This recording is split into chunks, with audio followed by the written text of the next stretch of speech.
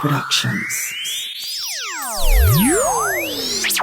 Hans Chow, Christopher Chow. What's happening, buddy? I'm good. I'm very good, actually. Yeah. Well, thank you for being the first guest on FBTV, Faces Behind the Voices. This is just a feel-good project from me to you all, saying thank you for all the love and support, and thank you for being, how I should put it, boy, that creative voice, actor voice talent, and that we connected on how many years ago to now. So I'm not gonna talk too much. I'm just gonna ask some questions. We're gonna keep this nice and tight because you know when we start to talk, we could talk for hours. How long you doing this? 22 years. 22 years. I started when I started to work with ice cream animation, and I always used to mimic people's voices. I mean, ever since I was young, I do it to my brother-in-law. Even now, he hates it, but I keep doing it because it's love. But I was Brett Lewis, and I have to give the man his props. He was like, "Hey, you should really monetize this," and I was like, "What use could this possibly be?" Mm. Well, 22 years later, it's very useful. By that smile, I would think on a financial basis. Well, it's not only that, it's very much a vent for your own creativity, yeah. Because I mean, if it pays money, wonderful. Right. But I was doing it anyway for fun. And you meet a lot of really good people, such as yourself. And I mean, I don't want to name any other names, but they know who they are if they're watching this. I met a lot of very nice people, fellow actors, producers, technicians, and they really provide you with a lot more insight into life. And the more insights you have, the more you can actually change your perspective. And you can't really put a price on the number of good perspectives that I have received in the 22 years I've been working here. And it's really humbling because when you meet someone better than you, you learn something. When you're better than somebody else, you could teach them something. And everybody has something to give you you'd already have, and it makes you more of a complete person. Did you get any professional training at all? Or was it all self-trained and self-taught? I received professional training as a singer. Right. That's my only professional voice-based training. Other than that, I watched a lot of cartoons and I would mimic the voices in the cartoons constantly. And growing up as a child, I'd play with my brother and my friends and I would do all the voices for the characters because it just felt like the right voice to come out of those particular characters. And over time, you'd use it to tease your wife or your kids or whatever and your friends, and it just stuck. You become the voice guy. And you add that to my particular brand of humor, and it forms a very good combination. And most of the voice actors I meet also have that little flair for the eccentric. So I think it really does play a lot into the personality. So while I didn't receive any voice training formally, I was a singer for sure, and it did add certainly because sometimes after a long voice recording, your voice really does hurt. And I've always said, if you don't have it naturally, it's hard to educate yourself to be a voice actor. It takes, I shouldn't say it hard, but it takes a longer training period than if you have it naturally, that natural instinct and that natural energy just to want to speak out. Yeah. You can learn I mean, I might be wrong. But I'm convinced you could learn any talent, but certainly having a natural aptitude towards that particular facet of I mean, at some point it's entertainment, but also advertising. I mean, if you have a little more an inclination that way, it goes really far. Yeah. And I do like to entertain because I like to see people laugh, and I do myself like to laugh because we get so seldomly these days, you know? Laughter is freedom. It is. Laughter is freedom. Can you remember the first agency or first producer you worked with? Maybe the first job you were on. The first producer was you. Right. The first company was McCann Erickson. The first job I am not sure about. I want to say it was some kind of soft drink. I want to say it was a soft drink. I don't know. Right. But I do remember, as I said, Brett was like, you should do this. And he put me on to you. or Right. he put me on, and then you were the one who called me into Star Sounds, and I went Right. downstairs with my beardless, short-haired self and did my first job. Yeah, don't worry, we're gonna take it down memory lane soon. What if you have to remember one of your most memorable experiences? What would it be? You want a And truthful answer, or I you want want no, I want the truthful answer. you This want the truth? platform is all about speaking the truth. About, I'm gonna say 5 months ago. About 5 months ago, I had a really hard day at work, Mhm. and I had a flip out in the voice booth. It was pure humor that came out of my face, and I was yourself, two other voice actors, and the technician. I don't want to name any names, I remember. and I remember that. everyone was having a good laugh. Yeah, yeah. And because it allowed me to take all the negative energy I had accumulated throughout the day and turn it into something very positive. And we went on, and the job was successful. I was glad that I could have made everybody laugh, and it was that's the one that comes to mind immediately. Right. Well, we And know that was a good day. there are countless experiences, memorable Oh experiences gosh. that you would have Another encountered. Um, another one that comes up to mind is I went into a voice booth, and I was with another voice actress, and I'm not, it doesn't show, but I'm actually really bad with women. Like, I don't know how to talk to them, and they made me deliver my lines alongside her, and I froze. That wasn't with you, but I flat froze. I couldn't do it. Like, it happens to a lot of men, so I hear, but I freeze up. I couldn't do it. uh, It was real. I had to go out to the booth and get a drink of water and wash my face and come back. It what? was embarrassing. But boy, you bring out something that I didn't even know, because I can't remember witnessing you shying away from anybody at all in the booths, and I really can't remember putting in a situation like that, with where you and a female voice actor in the booth at the same time. So I really can't say, but yeah, that's some shocking news to me there. I flat froze. I froze. It was there in the headlights, complete frozen. I couldn't do it. I had to come out the booth and thing. I mean, I still finished the job, but Did you the know the producer, person, or was the first huh? time you meeting the person? First time I was meeting the person, but I Okay. knew I could feel it in my guts. I knew if this was a dude across from me, it would have been fine now. Yeah, yeah, But the nature of the ad and stuff as well, I couldn't do it. And the producer was, he couldn't believe it. That's part one. And yeah, number two, he wasn't particularly understanding either. But I yeah. do feel his frustration, and I apologize, but I was a long time ago. I was really, really in the game. But If there are any challenges that you would have encountered over the number of years, I guess that was a challenge there that you just mentioned. That was a challenge that you yourself didn't even know that being put in that situation, you would have been like, "Oh, I can't be myself." yeah, I Yeah, can't be. You just, yeah, froze. The real challenges that come with voice acting, in all honesty, I'm an English teacher. yeah. So when I read some of these scripts and you see the errors in these scripts, something I understand that as a Trinidadian we speak a lot of slang, but at the same time it still needs to make some kind of sense. Yeah, And when you read a particularly bad script, it's very difficult to work with, because as you have to breathe at certain points, but correct. they may have just written a ridiculously long sentence or use incorrect tense, so they never read it out loud, so it doesn't sound like the way they want a natural delivery on an unnatural line. Yeah, And sometimes it gets pretty bad, so sometimes the client will be in there and they will be giving you instruction. The producer will be there, and you could see on the producer's face that line not gonna work, that delivery not gonna work, but the client is there, so you had to do what you're told.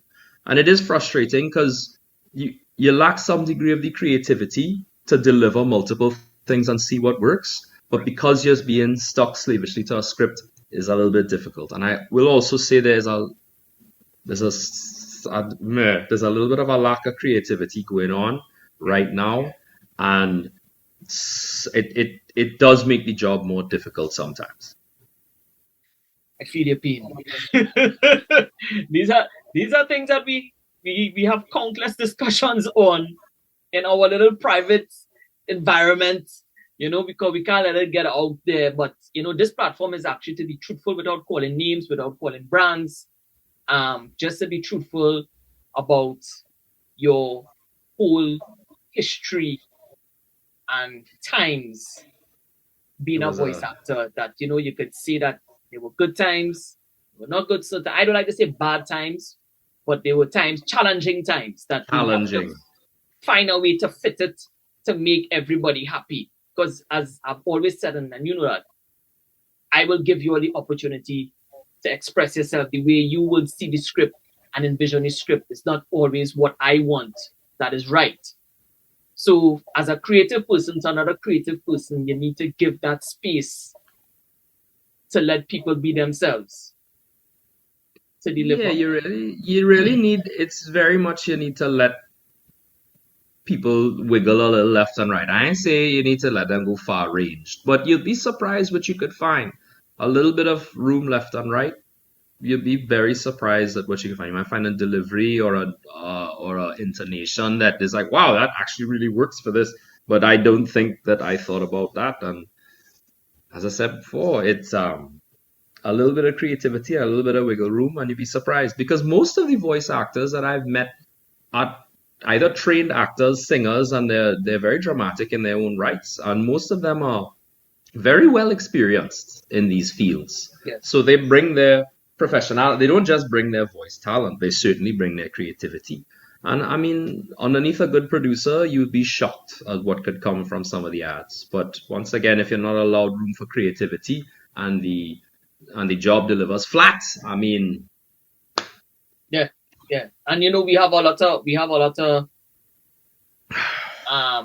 egos between producer, writer, client. Everybody want to dot a I and cross a T, and who are we to say who's right and who's wrong? But that's why every time I get a script and I say, all right, this is the right person for the job, I already envision what the ad is going to come out like, and I know why I will call Christopher Chow over someone else. And I could call you and say, you know what, I'm going to test him today, and he will come there and sweat and get it done, because you know why? Because you can't do it with the extra push. yeah, yeah. If there was anything you would like to change in the scheme of things, what would you change In general, in general as a voice actor?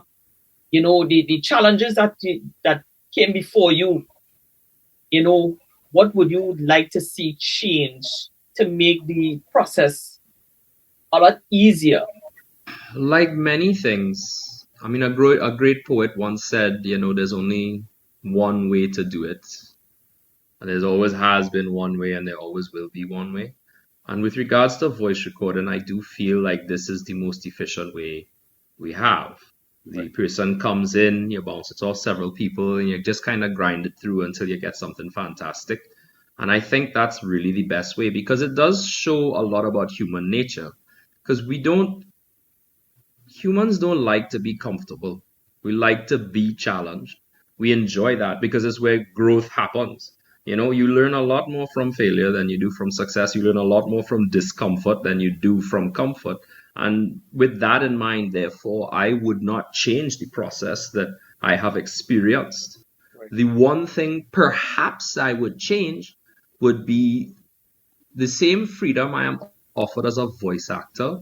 I wish the copywriters were given that freedom as well, so they could exercise their own creativity in producing and writing these ads. Because I do think at that level, they are very much chained to what is being asked of them.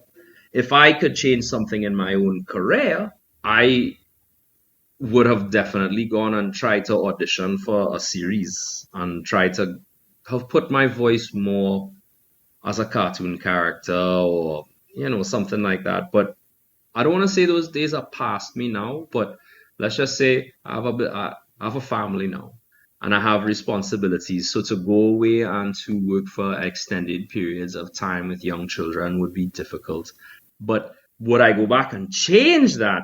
The answer to that is probably no, Yeah. because I'm very happy with what I have now, as I said at the start of the interview. But if I could change something, I would definitely have tried a little bit harder while I was away to push myself a little bit, into that Yeah. professional atmosphere. And as I said before, in our local atmosphere, I would certainly give the copywriters a little bit more wiggle room. But what would you tell anyone who would like to become a voice actor? Being it somebody who has some kind of natural energy for it already, or being somebody who just was told that they have a good voice and they should pursue becoming a voice actor. What would you tell them, you know? I would tell any voice actor coming into the industry two things. Number one, you can't put a price on professionalism. Yes, you're unique. Yes, you're very talented. Yes, you're a bunch of other things. Be there on time. Don't waste anybody's time. Do as you're told, but also don't have the courage to object when you know something is wrong, but ultimately have the humility to understand you're there for a job. It's a fun job, but it's still a job. And I would give them that. You can always learn more talents, and if you're natural at it, you are going to grow. But professionalism is something that needs to be practiced. The same with discipline. And I think that any new voice actor needs to keep that in mind and don't let their ego get in the way. That's some wise words. Do you enjoy this? And why do you enjoy this? Why are you so amped up when you get a phone call from any producer and say, "Hey, you're available tomorrow to come"? What goes through your mind? What what is the feeling you get to work on another project? Because Chris, do you know how many projects you have worked on? Like four, right? Right? Over 20 something years. It's plenty stuff. So what kind of feeling you get when you go to record, or before the whole lead up to it, or while you're there? What feeling? How do you feel? Honestly, it's being put on a stage, right? So there is a feeling of elation at Right. first. It's like, yes, I have been chosen to do a demo or perform a job, and I'm happy about that. But there's always performance anxiety, I feel. What if I go there and I'm not the right one? Because it has happened before where I'd Yeah. show up and you'd give your all, but it's not the voice that they want.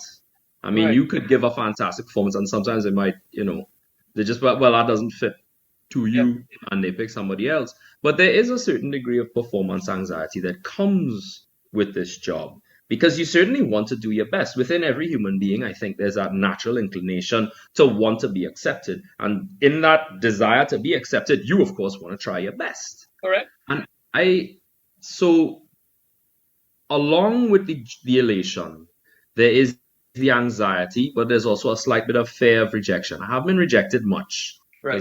but I have been rejected, and I do remember how dreary that does make you feel. I mean, you still get a little bit of money for that, but Yeah. the money is not really the issue. The issue is more, well, what could I have done better? Correct. And this, that, and the other. How could I improve? And that's a good thing to be introspective. Could I do better and try to fix that? But sometimes you're just not the right person for the job. Correct. So that is certainly a humbling moment when you realize that you might not be the right screwdriver for that particular screw. Yeah. You're not the right tool for that particular job. True. And in learning these things, you certainly have to understand that you have to give everybody a chance. But what do I usually feel? I just feel happy. Yeah. I just feel happy to go in there and be able to just turn it up to 11 and hear someone say, yeah, yeah, all right, right, turn it up to 12 now. Hey, turn it down to 5. Hey, you take it back. And it's nice to make people happy. And it's nice to know that with my abilities, I can help other people, make a living. Because I mean, yourself and some of the other producers I've worked with, everybody have a family, everybody knows something, Yep. and everybody is usually pretty calm and put together when we go inside there. I've had the benefits and joy of working with nothing but some of the best professionals in this country, and I have to say that it's usually the elation and it stays there until the job is done. And my wife always asks me the same thing: how did the job go? Yeah. It went great. Yeah. Went Yeah. great. Yeah. Going to a recording session. It's just a feel good feeling. You know, I remember a time a girl came there and she was totally out of it. And I told her, say, here, what? Relax. I'm going to take a walk.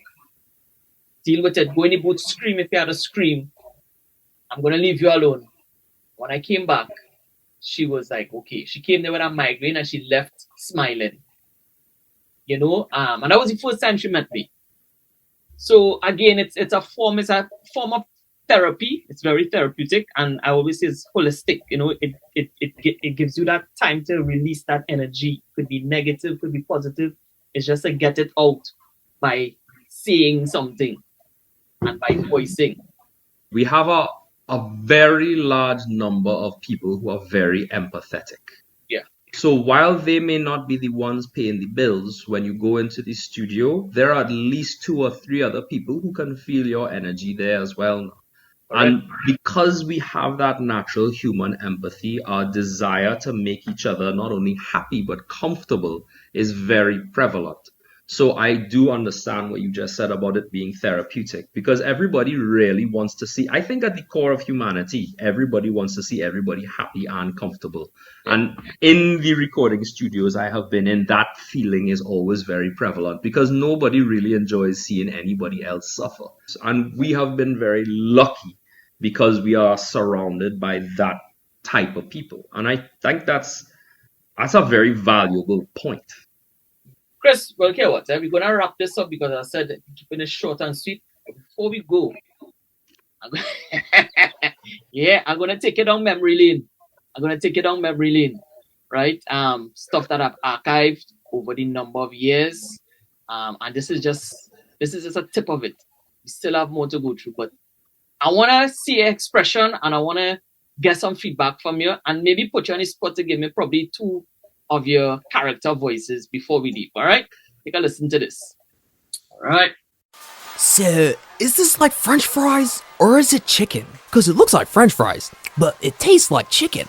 Is that stupid? You talk like you've never had fries before. I've had it with ketchup and sometimes with pepper, but it's never tasted like chicken. We've both eaten chicken before, but this is the first time we're eating Burger King chicken fries. Why is it called chicken fries? Like, is it French fries or chicken? It's both, dude. Wow. Juicy breaded French fried shaped chicken with sauce. Why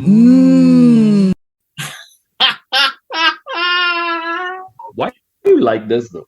Chris, I ain't finished with you yet.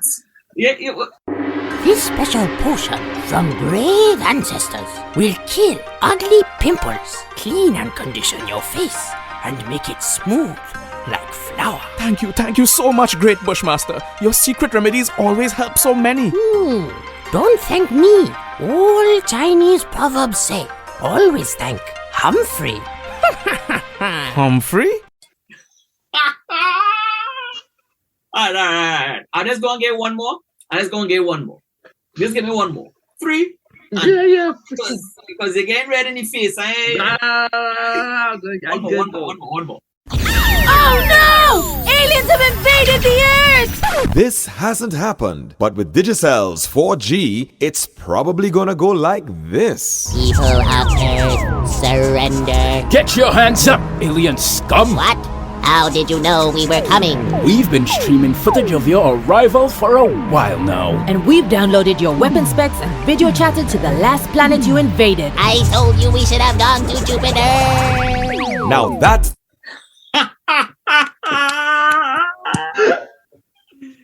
Chris, this is your voice. That was your voice. And we're going to keep voicing on and on and on and on because we love what we do. We do. You know, and I just want to say thank you for just being part of this whole voicing arena, this voicing road from ever since to now, 20 years plus. I just want to say thank you because, you know, it's been a journey and I want to see more and I want to see you take that voice on an international level. All right, before we go, I just want to give me 2 character voices.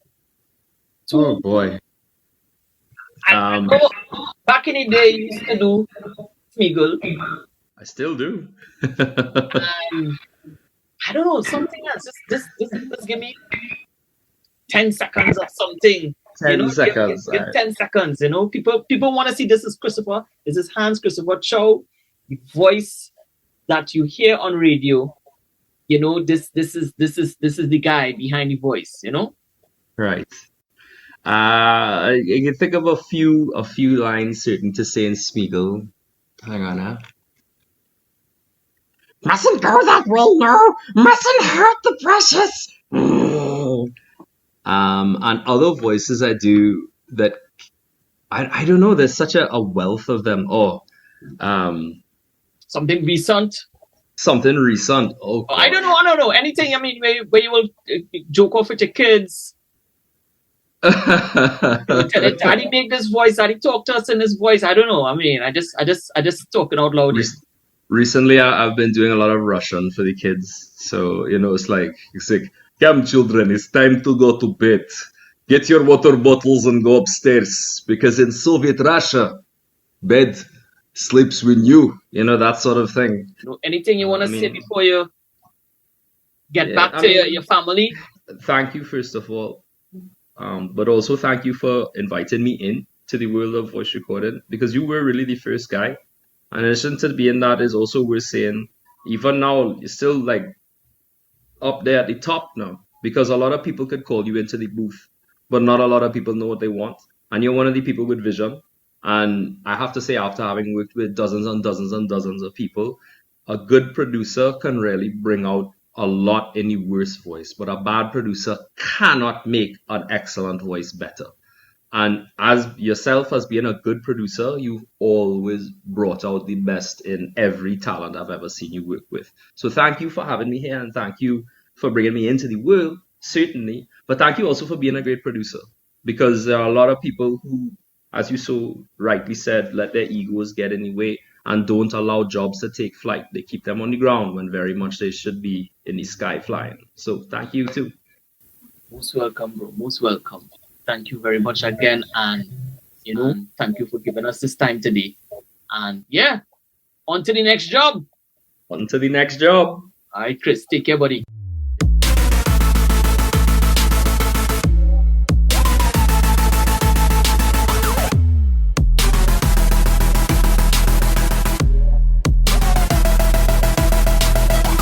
Voice It Productions.